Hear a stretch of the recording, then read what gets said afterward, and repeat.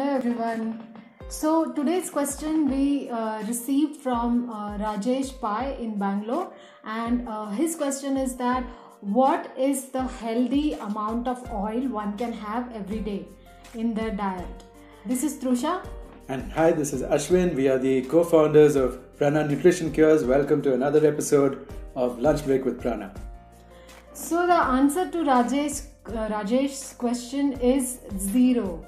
The amount of oil, the healthy amount of oil we can have in our diet every day is 0. Now, why is that? The body's digestive system prioritizes fat over carbohydrates. So then it will start processing the fat, and all of the carbohydrates that you've eaten become glucose and start floating in your blood, which is an invitation to diabetes. Yeah, because all our meals, generally we cook all the carbohydrates like dals and rotis in oil, right? Or we use some kind of fat. So the body takes up fat. By default, its priorities is to take up fat, and then glucose gets a second. So what happens to this glucose that's floating around? If you have insulin resistance, okay, that is going to get converted. First of all, some of the glucose goes back into the liver, and the rest of it gets converted into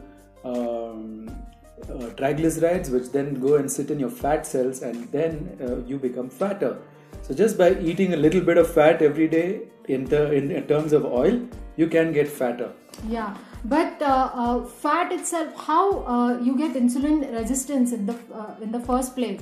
So the fat itself is responsible, right? Because all this fat from your diet, especially oil, it is sitting on your cells, and then the glucose that you get from foods like fruits and vegetables, dals, grains cannot go in because fat is sitting on the cells. So your body has to produce more and more insulin so that this glucose can go inside the cell to produce energy. So the insulin is like a key, right? So your body is it's like how much ever insulin you make, it's less and less because fat has accumulated on the cells. So that's how this glucose floating in your blood, as the amount starts increasing, that's what we call as diabetes. And this floating glucose then gets converted into triglycerides, right? Yeah. And that's how we put on weight, we become fat. Now, the second reason is also that whenever you eat meals high in fat, your blood vessels get injured. Right. So it has been proven that if you eat fats, there's a chain of reactions which sets into motion, and it starts to create blood clots inside your blood vessels. Yes. Not only that, after 2 hours of eating a meal, a high-fat meal like say a pakoda or pizza or something like that, burgers, or even chips, a packet of chips. 2 hours after eating that meal, your arteries and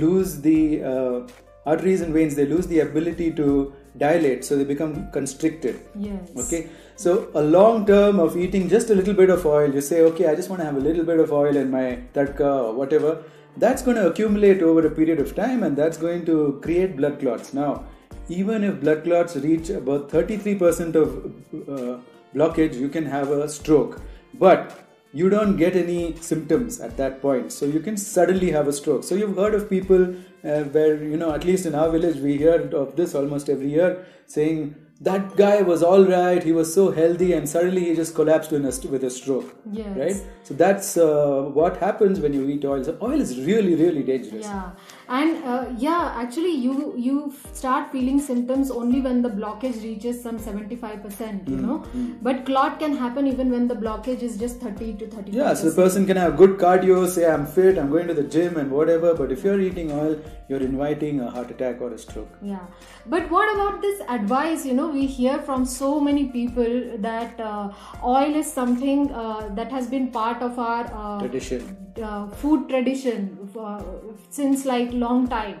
Now this is I'm sure their intention is good, but this is highly misinformed advice, because the production of cooking oil, this is very important what I'm telling you right now. The production of cooking oil started only in the year 1909 with Industrial Revolution.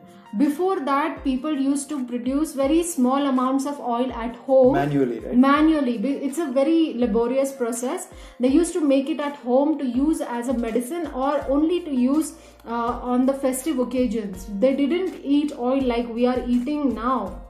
Yeah. So we haven't been eating oil in such large quantities since traditions. Oil is something that's not been part of our tradition since like hundreds of years.